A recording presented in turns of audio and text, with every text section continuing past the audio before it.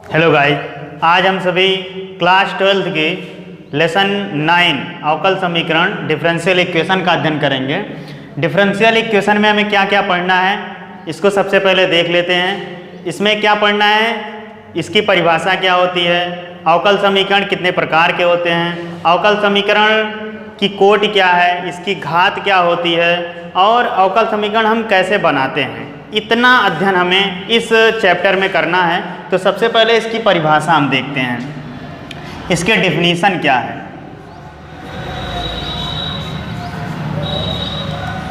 परिभाषा,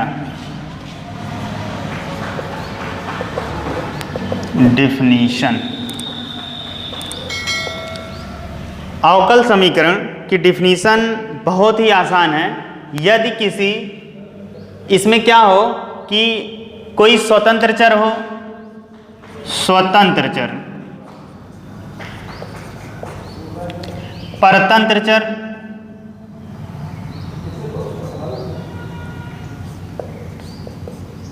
परतंत्र चर तथा परतंत्र चर का स्वतंत्र चर के सापेक्ष अवकलज से युक्त समीकरण, परतंत्र चर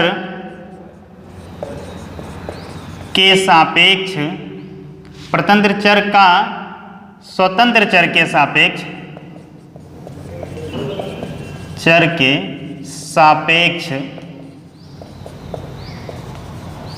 अवकलज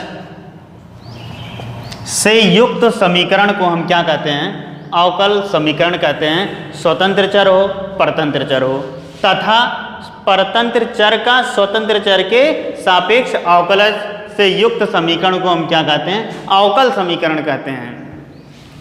अब आप कहेंगे स्वतंत्र चर और परतंत्र चर क्या है। ये आप पहले ही से ही जानते हैं कि स्वतंत्र चर क्या होता है और परतंत्र चर। एक फंक्शन हम लेते हैं y=x², इसके द्वारा हम समझेंगे।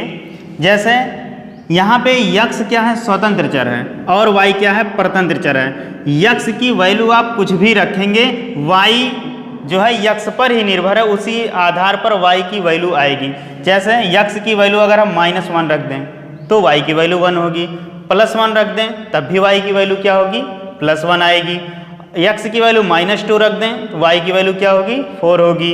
और अगर यक्स की वैल्यू +2 रखें तो y की वैल्यू 4 आएगी। तो यक्स का कोई भी मान हम लेंगे उसी अनुसार y का कोई न कोई मान हमें प्राप्त होगा।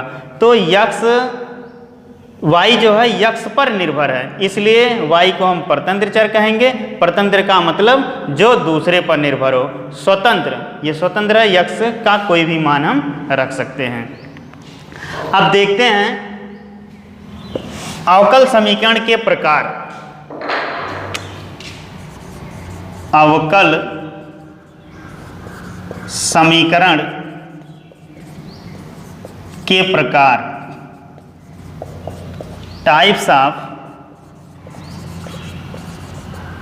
Differential equation.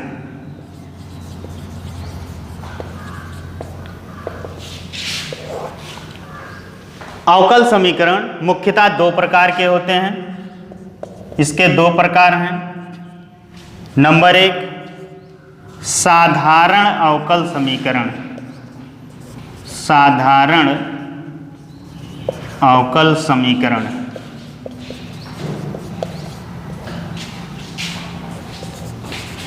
ऑर्डिनरी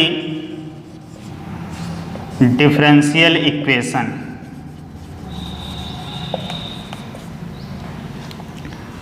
यदि किसी अवकल समीकरण में केवल परतंत्र चर का एक स्वतंत्र चर के सापेक्ष अवकल समीकरण दिया गया हो, परतंत्र चर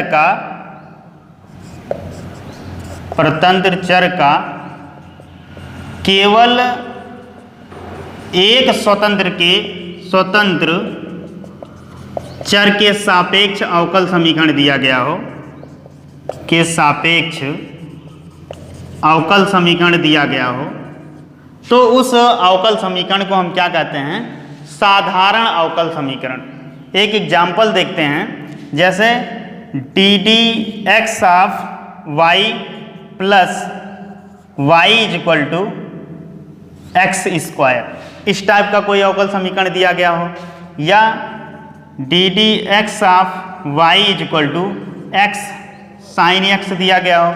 यहाँ पे देखिए जो परतंत्र चर y है उसका केवल यक्ष स्वतंत्र चर के सापेक्ष अवकल समीकरण दिया गया है, इसलिए इस अवकल समीकरण को हम क्या कहेंगे, साधारण अवकल समीकरण। और इस अध्याय में हमें केवल साधारण अवकल समीकरण का ही अध्ययन करना है। दूसरा क्या है, सेकंड, आंशिक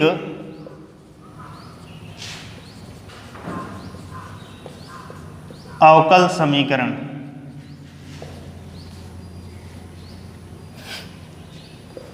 पार्शियल डिफरेंशियल इक्वेशन।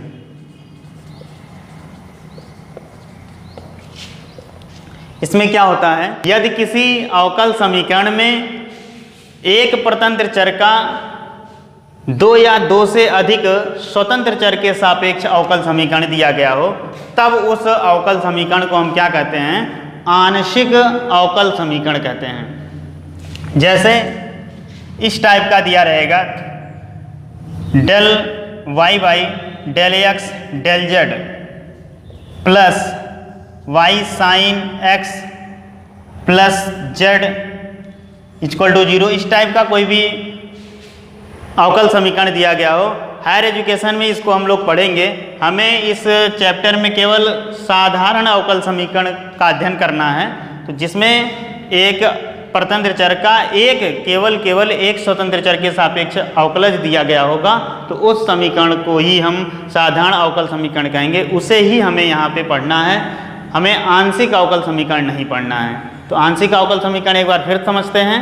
यदि किसी अवकल समीकरण में परतंत्र चर का दो या दो से अधिक स्वतंत्र चर के सापेक्ष अवकलज दिया गया हो, तो उस अवकल समीकरण को हम क्या कहते हैं, आंशिक अवकल समीकरण कहते हैं।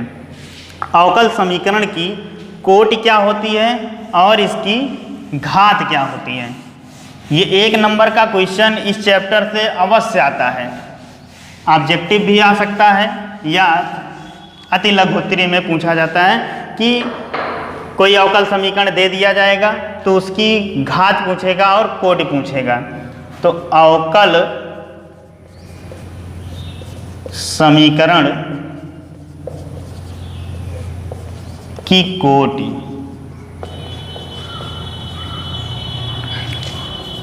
Order of a differential equation.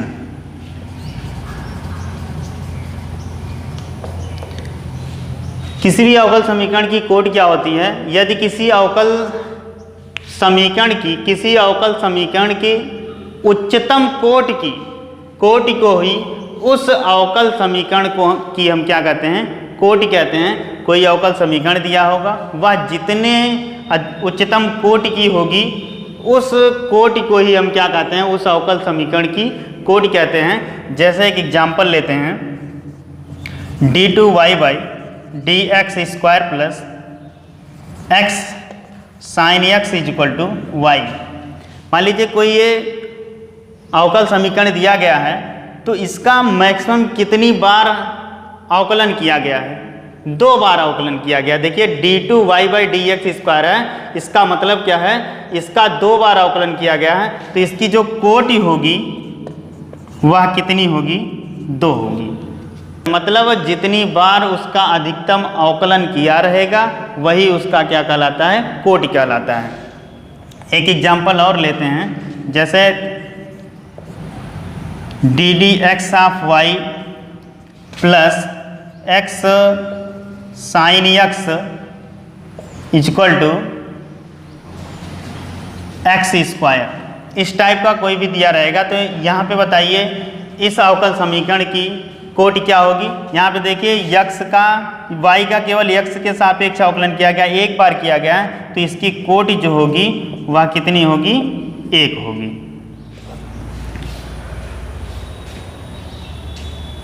अवकल समीकरण की घात,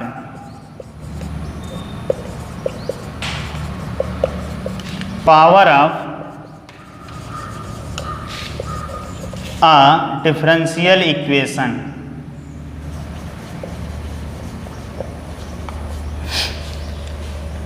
किसी भी अवकल समीकरण की उच्चतम कोटि की जो घात होती है वह उस अवकल समीकरण की क्या कहलाती है?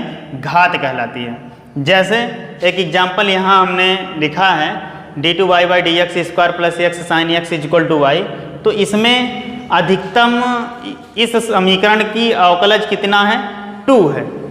2 बार इसका अधिकतम अवकलन किया गया है।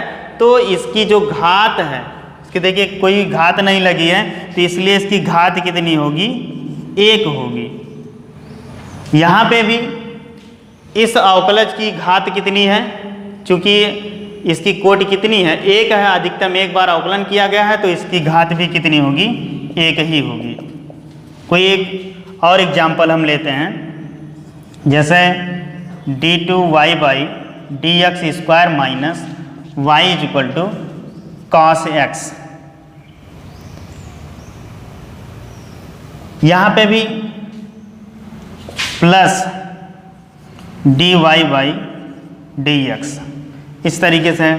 तो यहाँ पे अगर आपसे पूछा जाए इस अवकल समीकरण की घात कितनी है, तो चूंकि सबसे पहले हम कोटि देखेंगे। यहाँ 2 बार इस अवकल समीकरण में जो परतंत्र चर है y का 2 बार अवकलन किया गया है, तो इसलिए इसकी जो कोटि होगी वह 2 होगी और घात भी इसकी कितनी होगी?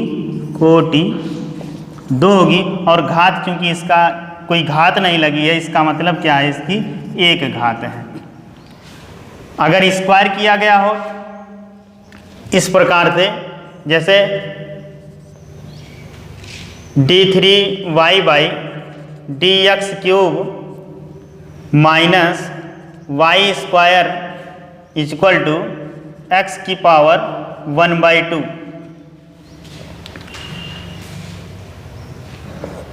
इसका स्क्वायर लिखा गया हो, इस प्रकार का कोई अवकल समीकरण दिया गया हो, तो यहाँ पे इसकी कोटि कितनी होगी? 3 होगी। और इसकी जो घात होगी वह कितनी होगी? इसकी 2 होगी। चूंकि इसका मैक्सिमम कितनी बार अवकलन है? 3 बार इसका डिफरेंशिएशन किया गया है, इसलिए इसकी जो आर्डर है वह 3 है और पावर जो होगी वह 2 होगी। तो कन्फ्यूजन ना हो आपको। कभी कभी एक क्वेश्चन इस प्रकार से पूछ लिया जाता है, जैसे cos ddx(y) + x = sin x।